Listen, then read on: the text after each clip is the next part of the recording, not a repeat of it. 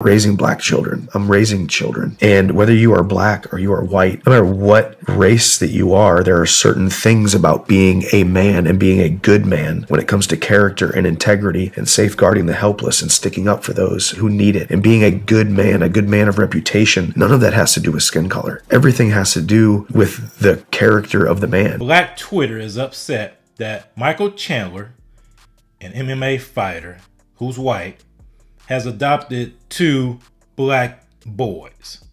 They are upset because he's choosing to raise them in a colorblind way. Raising black children. I'm raising children. And whether you are black or you are white, no matter what race that you are, there are certain things about being a man and being a good man when it comes to character and integrity and safeguarding the helpless and sticking up for those who need it and being a good man of reputation. None of that has to do with skin color. Everything has to do with the character of the man. Probably not an answer that some people would say is important, but that's where the world has gone, where we think that the most important thing about us is our skin color or our gender or our political affiliation or all these different identity politics or the identities that we put on each other, when really we're just human beings on this earth. And there are certain things about being a good person that transcend skin color and age and sex and religion and all of those different things. I love that answer. This is a topic that I wanted to bring to the community for a while now because it's something I've been really thinking about. As we have abandoned a biblical worldview, as we have adopted a secular worldview, then obviously identity politics and what you look like has taken on more of a determining factor in how you see yourself. Instead of, in a biblical society, seeing yourself as the way God sees you, not seeing yourself only external, but seeing what's on the inside of your heart, instead of understanding that we are all one race. Acts 17:26, I keep repeating it over and over again, how from one blood, God created one race of people to dwell on the earth. Yet, in the black community, we have been so programmed by the Marxists, by the communists who want to destroy America based on race. We've been so programmed, they've taken the atrocities of the past and have used that, have weaponized that against us to have us so programmed, so idolized based on race that we cannot see past that. Now, this is a personal topic to me because I have friends of mine who happen to be white who are raising black children, raising them since they were very, very young. And there are undoubtedly going to be challenges, and there have been challenges because despite the fact that we are one race, we have different ethnicities and different cultures. And it is important that white parents who adopt black children are sensitive to the world around them. While we don't want to instill in them the same victim mentality that has been instilled in a lot of people in the black community, nevertheless, you have to make those children aware of the environment that they're growing up in, aware of the society and what they're growing up in. They have to be prepared to deal with things because despite what people have to say, racism is still real. While I personally choose not to allow racism to dictate how I live my life because I have privilege that comes from God that supersedes anything else in this earth, anything a man can do to me, you have to be real. You have to be honest about the situation and know that yes, racism still exists. However, it should not have a determining factor over your life. You look at the responses to Michael Chandler talking about how he's raising his black children to be colorblind, to not see themselves as black. You would have thought this man was a part of the KKK. So here's the first reaction right here. His heart is in the right place, and I'm sure he's an amazing father, but racism is real, and you're going to have to address it with your kids. Yes, he will. It's inevitable. I hope he has a good support system because there are going to be some conversations he's going to need help with. That's true. That is true. And that's one of the things I've mentioned before. White parents who are adopting black children and rearing them in America, in today's America, they're going to have those conversations with those children. And it's small things, from even taking the child to the right barber to understand how to cut their hair, to understand the different things that they need to put on their skin, because the products that are made for one ethnicity don't necessarily work for the other ethnicity. And when it comes to serious discussions about things pertaining to race. But once again, you have that discussion, not trying to paint them as victims or oppressed, but you're having a real conversation about the way certain people are and how certain people will only look at you based upon the color of your skin, and they're going to make a judgment. They're going to prejudge you solely based upon the color of your skin. You look past that, understand that person, you see past that person's ignorance, and you don't allow that person's ignorance to cause you to have the same kind of ignorance and the same kind of mentality that they're trying to place inside of you. And here's one that actually agrees with Michael Chandler. I grew up in foster care and have had many black brothers and sisters. Other than skin care, race was never brought up. Now, I wouldn't say that you should not bring race up, but again, you bring race up in the context of not having your life solely determined and driven by race. See, too many of us in the black community have been so conditioned that race drives every single thing we do. We have this race mentality that has been given to us by the Marxists, by the communists, by the socialists, by those who want to control us, because they want to use us in order to further their aims of destroying this nation. We're the useful idiots that they want to use us. They want to continue to weaponize the atrocities of the past to justify their actions right now. And so that's why we have to make sure that as believers, especially as Christians, we have to come up with a biblical mentality and a biblical worldview where you understand that, yes, there's racism in the land. There's racism in the earth. But that does not affect how I live my life and how I treat you. I choose to treat you the way God sees you. I choose to see you the way that God sees you, not the other way around. And if we had that mentality, America would be much better. They weren't taught to obsess over race or see themselves as potential victims of a boogeyman they hadn't experienced. They turned out great. He's correct. Here's some more. This is where we get to some of the negative responses.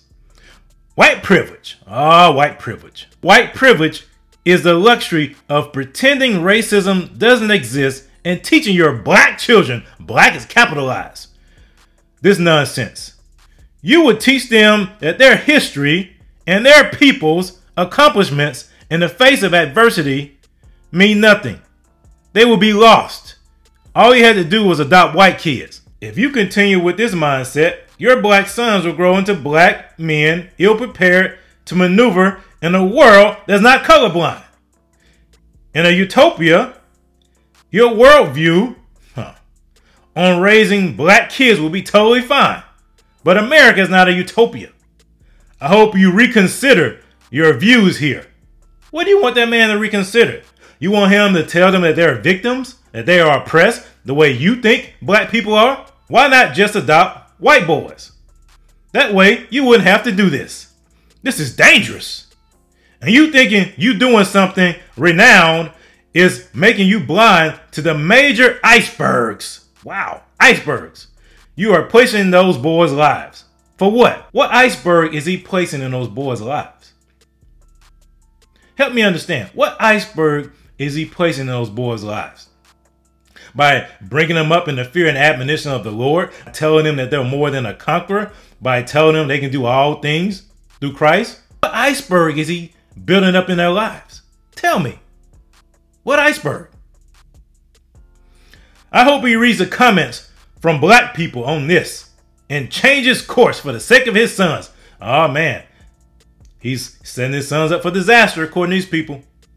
I know black people that were raised this way, and the isolation they experience and the resentment that comes with it is so hard to watch. You want to know why people are like that? Because in America, they have been conditioned to see themselves only through the prism of race.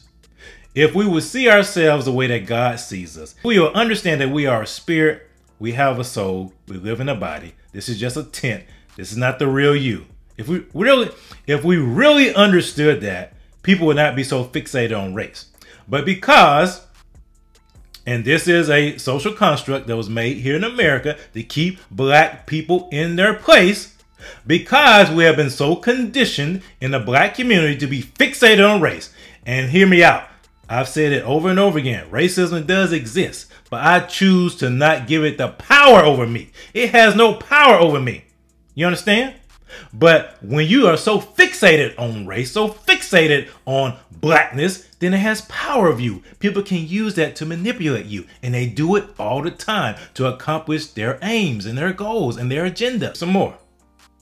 Mike Chandler, I respect you adopting and raising those boys. But, the big but, you need to acknowledge their blackness. Why doesn't he just have to acknowledge their humanity? Acknowledge their individuality, acknowledge who God has created them to be?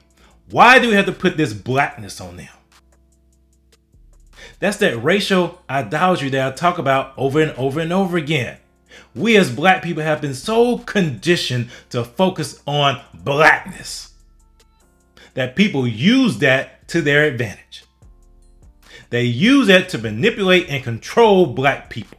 They've done it since the civil rights movement. They've done it since the Great Society. And they've been experts at it because they tell black people that your identity is only in your race. And that's why they've driven out Christ. They've driven out the real God of the Bible out of the black community. Because they've convinced black people that being a Christian is not enough. No, you need to focus on your blackness. That's where your power comes from. That's where your ability to achieve comes from. Your blackness. And what they do, they program you to be a humanist. They program you to be secular. And they know that you would not. See, I'm going to give you a history lesson. You know what allowed the slaves to emancipate themselves? You know what allowed that? Prayer. You know what allowed that? Faith in God. You know what allowed that? A belief that God will deliver them from their captivity. And see, that strong belief was so prevalent in the black community that in the midst of Jim Crow, that in the midst of true segregation, in the midst of hostility towards them only because of the color of their skin, the black community thrived during Reconstruction and up into the Civil Rights Movement in the 60s. Because they knew their hope didn't come from the government. They knew their hope came from a belief and a faith in the God of the Bible. A belief and a faith in Jesus Christ. But because those who want to destroy America understood that, the first thing they had to do was to get that out of black people. And you know how they did that? They accomplished that by destroying the black family. They accomplished that by driving out the black man, coming in and telling the black woman, look, if you only depend upon the government, we'll do these things for you. And you have to focus on your blackness. You have to focus on being black. I'm black and I'm proud. Focus on that. Don't focus on this God, Jesus stuff. You don't need that stuff anymore. You're not liberated. And if you do go to church, go to these black liberation churches. Go to our churches, the ones we have our pastors install and the ones we control. And they preach you a social gospel. They preach you that you have not arrived. They preach you that you're not free. They continue to preach that you're oppressed, aggrieved, aggravation, that you will never get to where you're trying to get to. There's a constant struggle. Oh, go to the church where we talk to you about a constant struggle. And see, that's how they have your mind so warped and so brainwashed to where you focus so much on race, but you don't see the humanity in other people. And they take advantage of that because they want us not to see the humanity in other people. That's why we shoot each other and kill each other, because we don't see the humanity in other people has been driven out of us by the people that want to control and use us for their own purposes. You may not see color, but trust me, the world does. And you're setting them up for failure with that mentality. God bless your family though. Nope, even with your well intent, this is not the reality. This is one of the most shameful, outright disrespectful, and outlandish things to do. There's absolutely no reason you should be adopting black children without being able to acknowledge the black experience. You're setting those boys up to have a hard time. Really? Your heart is in the right place, but at the end of the day, you are indeed raising boys who are black and will be perceived as and treated as such throughout their lives. Most of our sons' experiences have been good, but we prepared them for the times they would not. I agree. You have good intentions, but you're wrong. Those boys are black. They should know black history. Who said they shouldn't? They should know that they might not see color, but the world does. True. You should answer them honestly when they ask the question. I agree. Here's a supportive tweet. I'm a black man, and I agree with you 100,000%. He adopt black children who won't have any culture apart from their white privilege. So they're going to be white adjacent, I guess. He raising coons, and that's okay, let them be. If we are human beings, then why hasn't everyone in the U.S. been treated as human beings? Because, man, the heart of man is evil. The country is not doing this, it's the people. Certain people in America don't see you as human being because they've been conditioned to not see your humanity. But don't let us find out that before he adopted black boys, he was calling black... Oh, there you go. There you go. There you go. I knew that was coming. Get off mine. I knew that was coming. My God, Mike thinks he's a lot smarter than he is. Hope when his kids inevitably have to deal with racism, after Mike brings them along to a MAGA rally, they have someone to talk to who actually understands what they go through. Man, these white people walk around and think that black folks experience racism all the time. Newsflash, we don't. Despite what the black bourgeoisie, the black puppets that people have placed in front of you to reinforce this notion that black people walk around afraid because we experience racism every day. Nah, we don't. Most black people don't experience racism. You want to know what most black people experience? Poverty, stress, lack of opportunity, lack of education, hunger, lack of a father, arguments, violence, and death. That's what most black people experience. Racism is further down the list because you have to understand something, white people, and I'm speaking to the white liberals. Most black folks don't interact with white people. Truth be told, most black people don't interact with white people on a day-to-day basis. We don't. We don't. Okay? We don't. And for the ones that do, those are the ones that live in those gated communities. Those are the ones that are propped up on TV. A Sonny Hostin, a Joy Reid, Roland Martin, Al Sharpton. Those folks, they're propped up to reinforce this lie that black folks experience racism on a day-to-day basis. We don't. And then we got this one. Black people have a problem with what he said, yet black people aren't lined up to adopt the black kids in the system. I'm glad my parents didn't raise me to be a victim, because y'all sound ridiculous. Bravo, brother. At the end of the day, we have to understand something. It doesn't matter the skin tone. It doesn't matter the ethnicity of your parents. Like I've said over and over again, my wife is Pakistani. My children are multi-ethnic. I'm raising my children to understand that they have multiple ethnicities, to embrace that, to love that. I'm teaching them that, to be proud to be a descendant of Pakistan, to be proud to be a descendant of a black man. But at the end of the day, I want them to be proud to be a follower of Jesus Christ. Be proud that they're in the family of God, to let that dictate how they live their lives, because that's the only thing that really matters. All this superficial stuff passes away because it's what's on the inside. Who you are on the inside is what will last forever. And I will not teach my children, and I have not taught my children that they're victims. I have not taught them that. They know this before I even started saying on this channel that we're not victims, that we are empowered for greatness.